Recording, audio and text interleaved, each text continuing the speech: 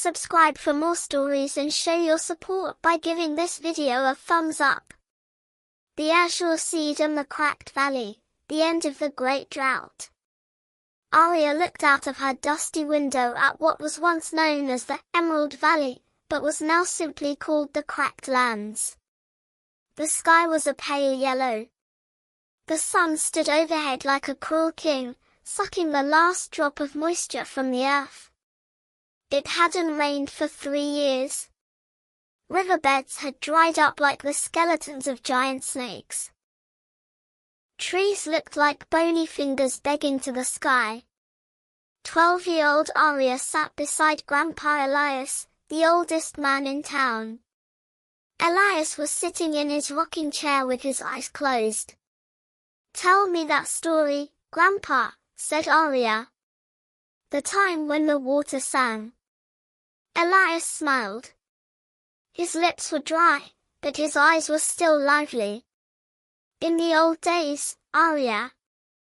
When the wind blew, it brought the scent of flowers, not dust. The river flowed like a silver ribbon. And in the heart of this valley stood the temple of Gaia. Legend has it that the thing to end the drought is hidden there." "What is hidden?" asked Arya, even though she had heard the answer 1,000 times. "The last seed," whispered Elias. "The azure seed. But to reach it, one must cross the canyon of courage and plant it in the spring of life. My legs no longer work. And everyone in town has lost hope." Arya couldn't sleep that night. As she drank the last few drops of water from her canteen, she made her decision. She was the only one who hadn't lost hope. The next morning, before the sun began to scorch the land, Arya took an old leather map and a small velvet pouch from Elias's chest. Inside the pouch was that seed, the size of a marble, emitting a blue light from within. It felt cool on her fingertips when she held it. It was as if an ocean was trapped inside it. She packed her bag. Dried meat, a hat, a compass, and a canteen full of water she had filled, without permission, from the town's water tank. She also took her faithful companion, a desert fox named Pax. With his huge ears and intelligent eyes, Pax was Arya's best friend. "Come on, Pax," said Arya. "We are going to bring the rain back." The first day of the journey was hard but bearable. However, on the second day, the cracked lands showed its true face. The heat rose so much that the air shimmered, and fake puddles of water, mirages, appeared on the horizon. Arya's boots made a crunch sound every time they stepped on the hot sand. "Water," whispered Arya. She took a sip from her canteen. She had to use the water sparingly. For both herself and Pax. Pax tried to walk in Arya's shadow, breathing with his tongue out. Before them lay the silence desert. Not even the wind blew here. Only the hum of the sun could be heard. At one point, Arya sat on a sun-bleached tree stump on the sands. "Should we turn back, Pax?" she said. "Maybe Elias was right. This is just a fairy tale." Pax rubbed his nose against Arya's hand and touched the pocket where the pouch was. The seed inside the pouch trembled slightly. That feeling of coolness spread to Arya's heart. "You're right," said Arya. "The seed wants to go. We must take it home." At the end of the third day, they arrived at the most dangerous place on the map. The Canyon of Courage. This was a narrow, shadowy pass where massive rocks reached for the sky like knives. The wind howled here, as if shouting, "Turn back, turn back." Arya entered the canyon. The shadows grew longer. Suddenly, a sound came from among the rocks. Hiss, A giant rock scorpion stood in the middle of the path. Its tail was raised, its poisonous stinger glistening. Pax growled and stepped in front of Arya. But the scorpion was too big. Arya remembered Elias's words. Nature is not an enemy, Arya. Nature demands respect. Instead of picking up a stone to throw, Arya took a piece of dried meat from her bag. She gently placed it away from the scorpion. We won't hurt you, she said in a calm voice. We are just passing through. The scorpion caught the scent of the meat. It slowly moved out of the way and headed towards the food. Arya and Pax walked past it, holding their breath. When they reached the exit of the canyon, Arya's legs were trembling, but she had succeeded. She had won without fighting. At the dawn of the fourth day, Arya reached her destination. This was a plateau atop a high hill in the very center of the valley. This was the place marked as the spring of life on the map. But Arya was devastated by the sight before her. There was nothing in the center but a dried, cracked, grey pit. No pool of water, no greenery, no temple. Just a dusty pit with a dried, petrified old tree root in the middle. Arya fell to her knees. It's over, she cried. The spring is dry. There isn't even soil to plant the seed. It's all stone. Her tears fell onto the dusty ground. Drip, drip. At that moment, Pax started barking.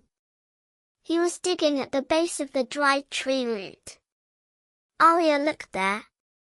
Right at the base of the root was a tiny patch of soil, no bigger than a palm, that had remained slightly damp. The only place the sun couldn't reach. Arya opened the velvet pouch with trembling hands. When the azure seed came out into the daylight, it burned brighter than ever. It was as if it were competing with the sun. Please, said Arya. Please save us. She placed the seed into that small patch of damp soil. And she covered it. Arya waited. An hour passed. 2 hours passed. Nothing happened. The sun was high overhead and was about to scorch the seed. It needs water, said Arya. It needs water to grow. She took her canteen in her hand. There were only 2 sips of water left inside. Her lips were cracked. Her throat was burning. If she drank that water, she could make it halfway back home. If she poured that water onto the soil and the seed didn't grow, she probably wouldn't make it home. Pax looked into Arya's eyes. Arya opened the cap of the canteen. My life is just one person, she whispered. But this seed is everyone's life. Without hesitation, she turned the canteen upside down. The last drops of that precious, clear water poured onto the soil where the seed was. Arya put her empty canteen aside and lay on her back in exhaustion. She closed her eyes. I did my best, Grandpa, she said. First, a deep rumble came from underground. Arya opened her eyes. Was it an earthquake? No. It was a heartbeat. The earth's heart was beating. From where the seed was planted, a pillar of azure light shot up towards the sky. The ground cracked open. With incredible speed, a green sprout poked its head out. The sprout grew, thickened, and branched out. Before Arya's eyes, within seconds, a massive tree with a silver trunk and blue leaves rose up.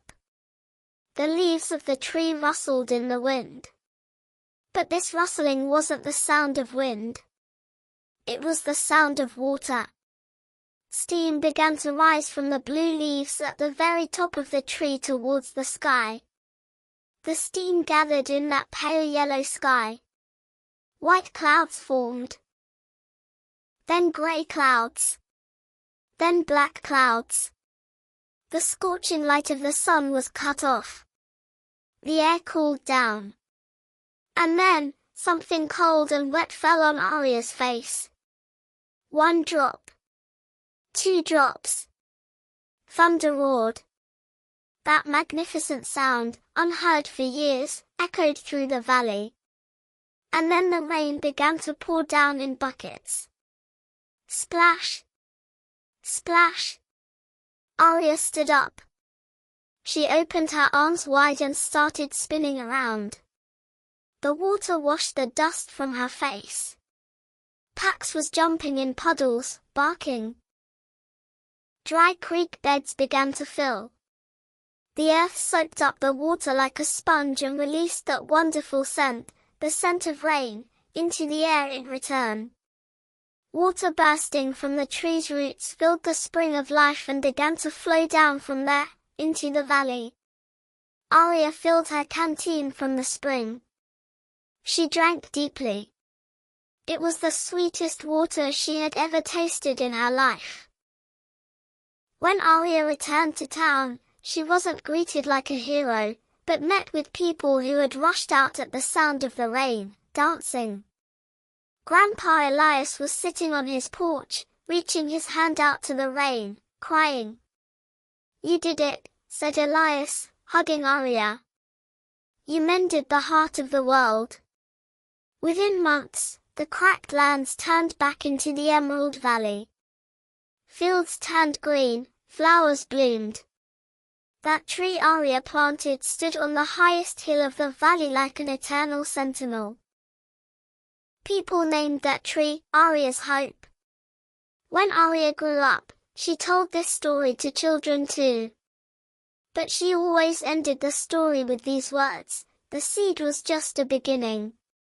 It wasn't the seed that created the miracle. The miracle was the courage to share the last drop of water even when you were about to die of thirst. True rain begins with the compassion in a human heart. The end.